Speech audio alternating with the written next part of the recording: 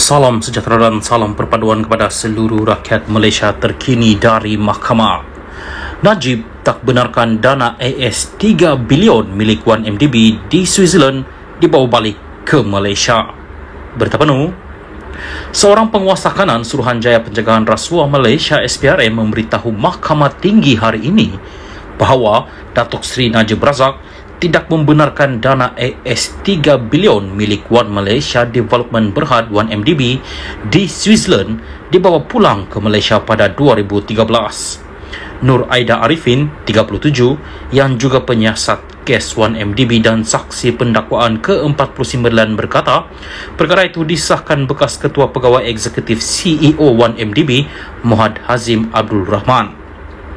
Muhammad Hazim selaku CEO 1MDB dan ahli lembaga pengarah BOD 1MDB Global Investment Ltd 1MDB GIL tidak mempunyai akses dan kawalan ke atas dana diterbitkan daripada bond. Beliau beberapa kali membuat permintaan kepada Najib untuk membawa pulang dana itu bagi membiayai keperluan syarikat 1MDB, namun ahli perniagaan dalam buruan Lotek Jo atau Jolo menyampaikan arahan bahawa ia tidak boleh dibawa pulang kerana ia untuk kegunaan dana pilihan raya UMNO.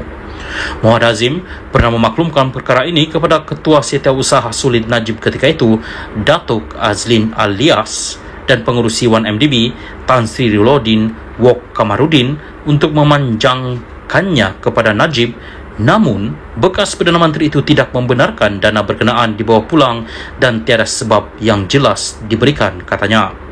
Beliau berkata demikian ketika membaca pernyataan saksi di hadapan Hakim Datuk Colin Lawrence Quera.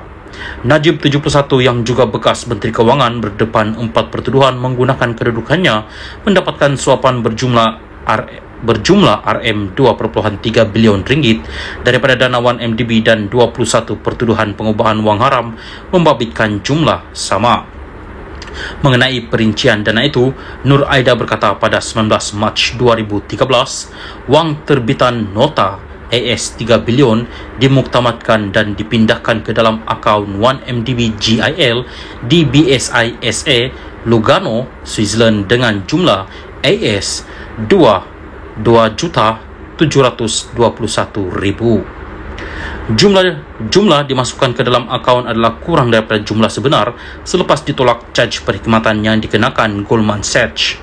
Akaun berkenaan dibuka di BSL Lugano pada 11 Mac 2013. Pada 13 Mac 2013, Mesyuarat Jemaah Menteri yang dipengurusikan Najib bersetuju supaya kerajaan melalui Kementerian Kewangan mengeluarkan surat sokongan terhadap terbitan dana AS 3 bilion.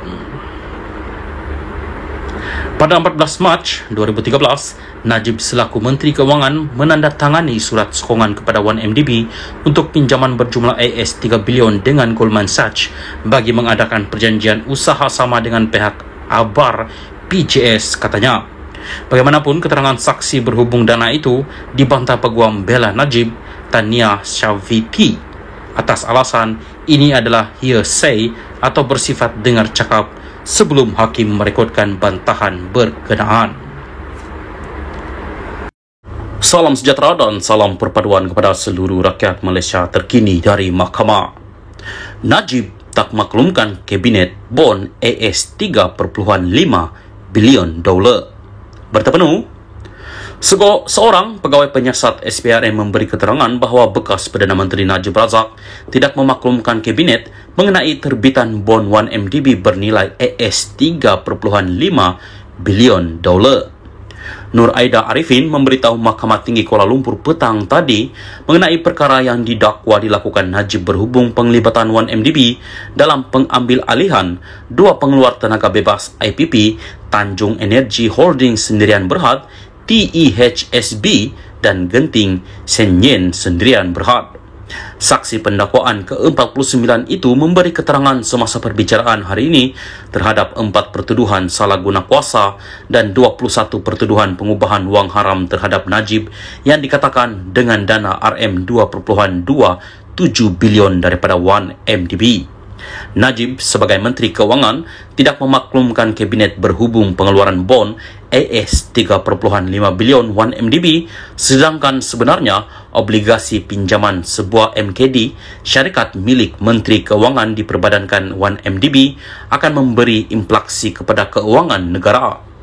Kementerian Keuangan tidak mempunyai sebarang pengetahuan mengenai terbitan dua bon itu yang masing-masing bernilai AS 1.75 bilion untuk pemperolehan TEHSB dan genting Shenyan, kata Nur Aida kepada Hakim Perbicaraan Colin Lawrence Square. Berhubung bantahan oleh Peguam Bela Utama Muhammad Syafiee Abdullah mengenai dakwaan cakap dengar dan keterangan pendapat, Nur Aida memberi keterangan bahawa Najib didakwa menguruskan 1MDB menggunakan pendekatan top-down.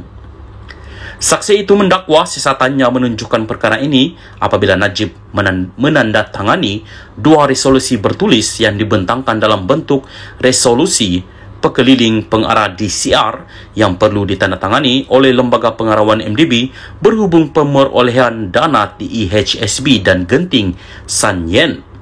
Pengambil alihan IPP membentuk fasa kedua daripada 4 fasa yang didakwa berlaku antara 2011 dan 2014 dan didakwa mengakibatkan berbilion ringgit diseleweng daripada 1MDB. Bagaimanapun, disebabkan bantahan daripada Syafiee atas alasan cakap dengar, Square mengarahkan supaya sebahagian daripada bahagian keterangan Nur Aida mengenai bon itu digugurkan. Square juga mengarahkan pihak-pihak terlibat membuat hujahan lisan kemudian berhubung bantahan Syafiee mengenai keterangan pegawai penyiasat SPRM berhubung dakwaan pendekatan top-down. Prosiding Mahkamah Terbuka akan disambung semula pada 24 Januari. Najib dibicarakan atas 4 pertuduhan salah guna kuasa dan 21 pertuduhan pengubahan wang haram membabitkan RM2.27 bilion daripada dana 1MDB. Bagi 4 pertuduhan salah guna kuasa, bekas ahli Parlimen Pekan itu didakwa melakukan kesalahan itu di Islamic Bank Berhad Cawangan Jalan Raja Chulan di Bukit Kelon, Kuala Lumpur antara 24 Februari 2011 dan 19 Disember 2014. Bagi 21 pertuduhan pengubahan wang haram, Najib dikatakan melakukan kesalahan itu di bank yang sama antara 22 Mac 2013 dan 30 Ogos 2013.